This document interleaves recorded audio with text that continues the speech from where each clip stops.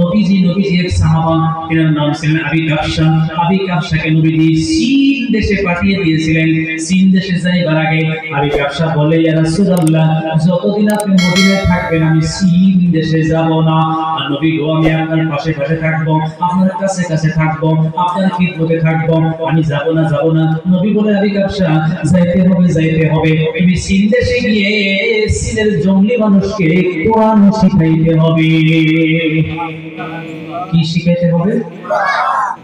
আবি কাবশা বলে, ইয়া রাসূলুল্লাহ, চীন দেশ তো আমি চিনি না। নবী বলেন, তোমাকে চিনতে হবে না, তোমাকে নৌকায় বসাইয়া দিব। কোরআনের বরকতে নৌকা একা একাই চীন দেশে চলে যাবে।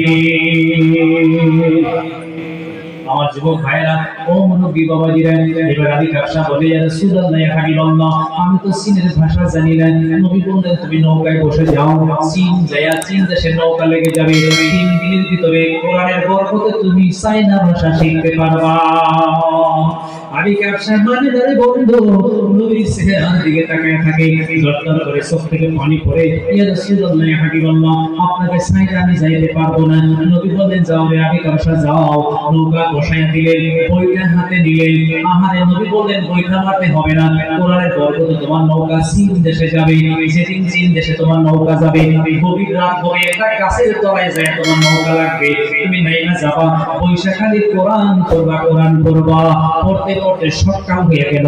চাইনা জঙ্গলি মানুষগুলো নদীর কিনারে আইসা দেখে সুন্দর চেহারা মানুষ কি যেন তপজপ করে, বুঝে না।